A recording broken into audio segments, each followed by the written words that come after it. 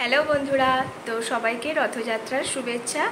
আজ রথযাত্রার এই পূর্ণ তিথিতে মহাপ্রভুর আশীর্বাদ সকলের ওপর বর্ষিত হোক। তো ভোপালে ইস্কন মন্দিরে প্রতি বছরেই এই রথযাত্রা উদযাপন করা হয়, কিন্তু প্রতি বছর যেহেতু রুট চেঞ্জ হয় তাই আমরা যেতে পারি না। তো এই বছরের রথযাত্রা একদমই আমাদের বাড়ির সামনে হচ্ছে। তো আর ভাগ্যক্রমে আজকে কোনো বৃষ্টিও হয়নি, তো সেই সুযোগ আমরা আর হাতছাড়া করিনি। তো আমরাও তাই বেরিয়ে পড়েছিলাম। বছর পর রথের দড়িতে হাত দিতে পেরেছি, তো বেশ দারুণ লাগছিল। সেই ছোটোবেলার দিনগুলোর কথা খুবই মনে পড়ছিল। তো খুব সুন্দর দর্শন হয়েছে, তোমরা দেখো ভিডিওটা। পুপু দেখো জগন্নাথের জামা পরে একদম রেডি হয়ে গেছে যাওয়ার জন্য। ও তো আজকে জগন্নাথের এই জামাটা পরবে বলেই ঠিক করেই রেখেছিল। আর তোমাদের যেটা বলছিলাম, একদম যেহেতু বাড়ির সামনে হচ্ছে তাই আমরা আর কারে যাইনি, আমরা স্কুটি নিয়েই আসছি। ওই যে ওর পাপা আসছে, তো এরপর যাবো।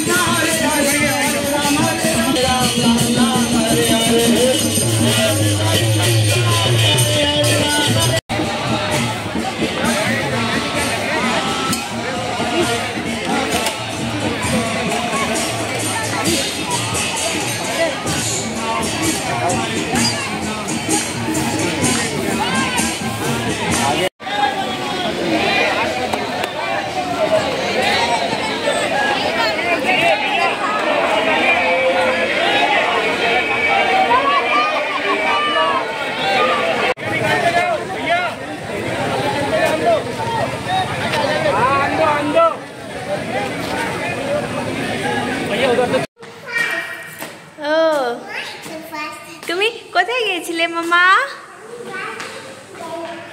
ও